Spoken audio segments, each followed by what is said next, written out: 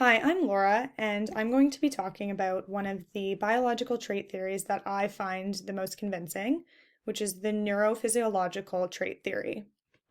So, neurophysiology, which means the study of brain activity, is one of the biological trait theories that researchers believe control human behavior, in this case relating to crime.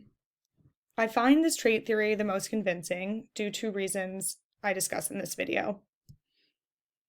In this video, I will be referencing 3 different articles that explain neurophysiology and its relation to crime. It is believed that a neurological deformity can contribute to criminal behavior. This could be an abnormality that is caused before, at, or after birth. In numerous studies, researchers have linked abnormal brain chemicals to certain behaviors with the help of multiple types of scientific technology. Some of these include MRIs, EEGs, and brain electrical activity mapping. It is proven that violent criminals have more advanced levels of brain disorders than that of the general population.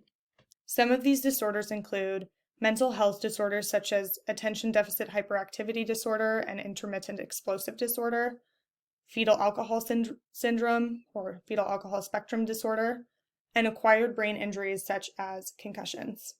First, I will be talking about the link between mental health disorders and crime. Some of these disorders include attention deficit hyperactivity disorder, ADHD, and intermittent explosive disorder, IED. I will be referencing the article, ADHD Symptom Profiles, Intermittent Explosive Disorder, Adverse Childhood Experiences, and Internalizing/Externalizing Problems in Young Offenders.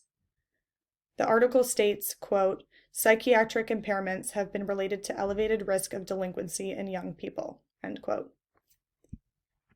Studies on children with ADHD have shown an earlier, more persistent involvement in crime than children who do not. Young juveniles with ADHD have also shown a higher reoffending rate than juveniles without. ADHD also has been proven to be accompanied by emotional and behavioral problems. One of these is intermittent explosive disorder, IED. IED is characterized as an outburst of anger which can contain physical harm, whether to themselves or others. It is where one has difficulty controlling their heightened emotions. Therefore, psychiatric evaluations of youth with early symptoms of these mental disorders can most likely prevent them from potential future interest in crime.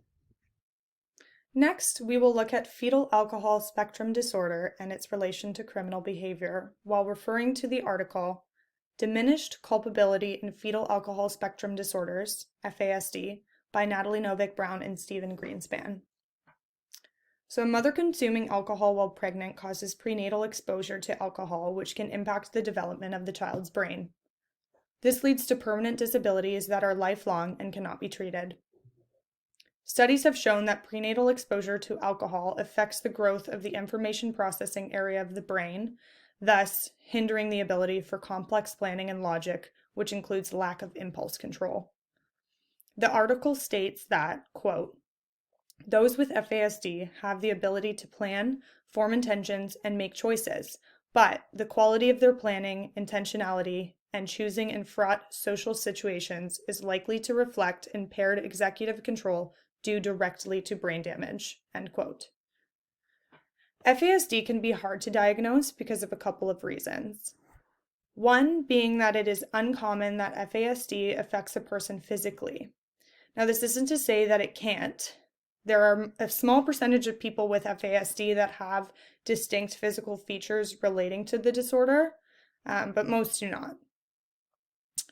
And the second reason is because FASD affects people by impairment of complex tasks. Most people with FASD have very little difficulty with simple cognitive tasks, which makes them fully functioning and doing things that don't require too much mental effort. The shortfall of diagnosis and help at a young age due to no obvious outward symptoms and the lack of impulse control that an FASD person has can lead them into potential criminal behavior later in life. The study reviewed in this article states that, quote, criminal conduct in FASD has been found to be 30 times higher than in the general population, end quote. Finally, we will take a look at how acquired traumatic brain injury can increase probability of criminal behavior while referring to the article, Cerebral Retention Pattern in Clinically Probable CTE Resembles Pathognomonic Distribution of CTE Topathy. Traumatic brain injuries can be attributed to violent crime. CTE, which stands for chronic traumatic encephalopathy, is a disorder that is acquired from repetitive traumatic brain injury. This article explains a study that was conducted on a 39-year-old professional baseball player. He had received an extensive total of 22 concussions in his 11-year career. So that's 2 concussions a year for 11 years. That'll do some damage. His complaints were of the following: irritability, impulsivity, sleep disruption, depression, and according to his wife, he also suffered from mild delusional beliefs. He also experienced cognitive decline, which included dysfunction in memory and concentration. This article states that, quote, in the 2015 evaluation and clinical interview, the most prominent symptom was irritability, end quote. He was eventually diagnosed with CTE.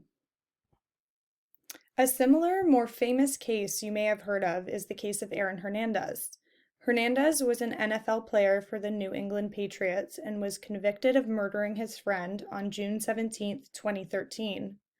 There have also been accusations and excessive reason to believe that he is responsible for the murder of 2 others as well.